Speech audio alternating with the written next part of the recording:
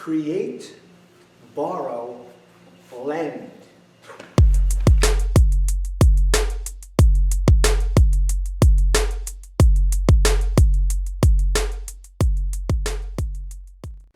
Coach Massi here from M2 Speed, Strength and Performance, Massi Machado Strength and Conditioning, with another episode of Move Your Feet. And today we open up with a reminder that we're going to actually be at the Orlando Perform Better Summit on June 3rd, doing a summit titled, or lecture and hands-on, entitled Ground Reaction Force, It's How We Move. I hope you'll come out and join us. What's going to be really cool is if you attend both the lecture and the hands-on, you hit the sign-up sheet, you become eligible for a free mentorship and a copy of my book, and we'll get to know each other. So today we just want to continue this episode, or I should say this series, on ground reaction force. It's actually the basics of ground reaction force for training, and we're going to entertain a viewer question. And it says, "Hey Coaches Massi, I can't thank you enough for the ground reaction force series. It has really sparked some major creativity in me. Could you please just reiterate your create, borrow, lend theory as it relates to the action we desire in training? Morris Weeks, private speed coach, Lincoln, Nebraska." I think I know what you're getting at, Morris, so we're going to go over that. We're going to start by going back to the last board we ended up with in episode 5, and just take a quick look as we talk about create, borrow, and lend.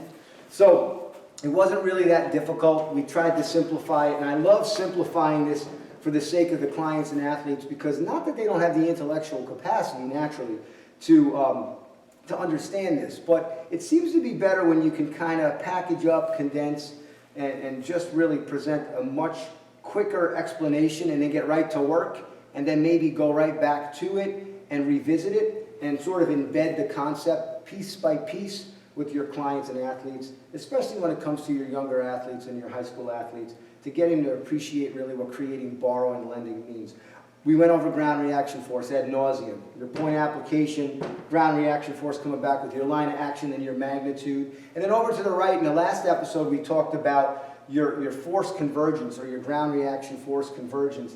And we showed you the points vertical, horizontal, and where those points converge. We had Coach Matt all dressed up in like hazard green, high visibility belts and whatnot, and stepping on pool noodles to give you an idea of what we were trying to get at. But today we're gonna address, Morris's question is like create, borrow, and lend. Could you explain it a little bit?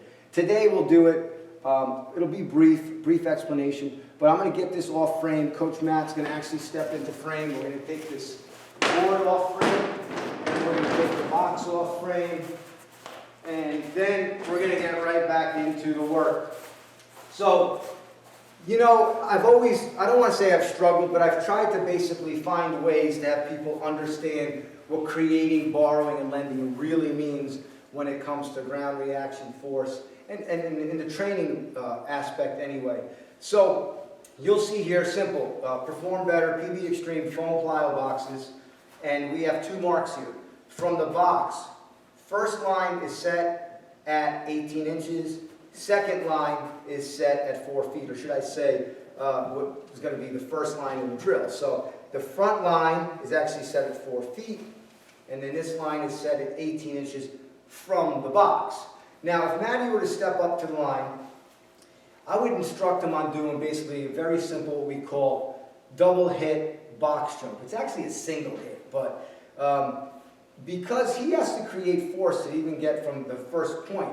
And I want you guys to start understanding stuff. In this respect anyway, how we kind of demonstrate it or illustrate it for our clients and athletes is, look, this is your point A, this is your point B, this is your point C. We like to deal in 3s, create, borrow, lend.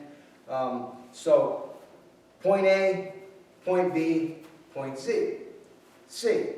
So, for him to get from point A to point B, he has to create his own human force to even move.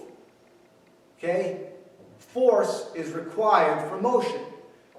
It doesn't really seem to hit home to let people feel and understand what it is to just create force to go from here to there, point A to point B. It seems as if when you introduce the concept of ground contact time, they begin to understand it all a little bit better because they have ground reaction force, create, borrow, and lend, and they have ground contact time. The 3 threes. So, if he were to set up, Maddie, all I want you to do is go from point A to point B and stop. Good. Now, you can see he's a little choked up on that. We don't have him doing a big distance. You can step back. But for illustrative purposes, we want to go with the 4 and 18 inches from the box. If I wanted to, I can get my first ground contact time measurement from point A to point B. The reason we like to go beyond that, I'll explain in a second. First, Maddie, just show them what the full one-hit box jump looks like. Boom. So he went from point A to point B to point C. Not rocket science, very easily discernible. You want to keep an eye on some technique. You want to make sure that your folks are actually, they have efficacy with this, right? So you don't want to toe jump, you don't want to toe land. And if you go back in the archives, we did an entire episode, maybe even 2 or 3, on jumping mechanics, because we see that people get hurt when they kind of like, some people say the Michael Jackson, sort of like they land like that, and they don't really manage that ground reaction force, and it translates to bad spots in the Achilles and the knee.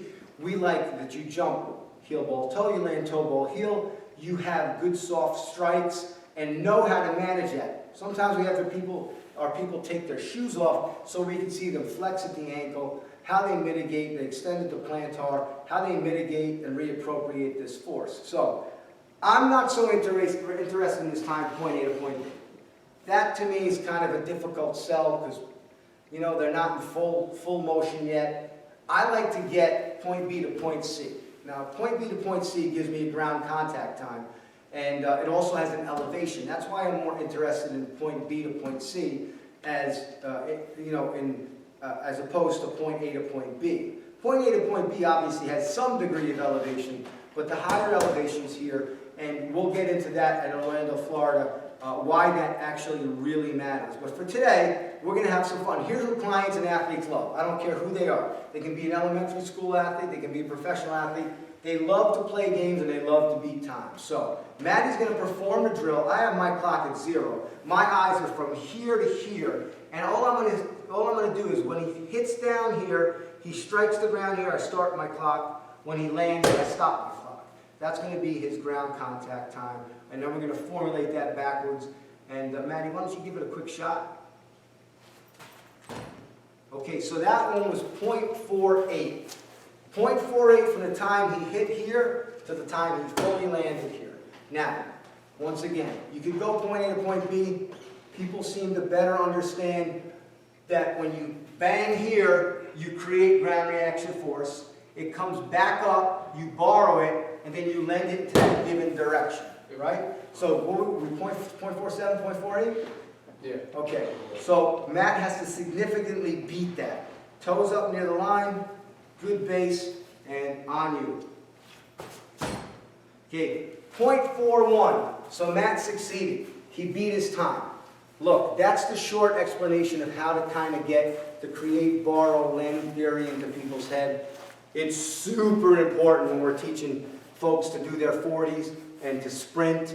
And it's a whole plethora of explanations, but that's kind of simple to embed in people's brains and get them to kind of understand the create, borrow, lend, the ground reaction forces, the ground contact time, managing and mitigating force to traverse elevation. So it's kind of fun stuff. So just a quick reminder, June 3rd, 2023, Orlando, Florida Summit.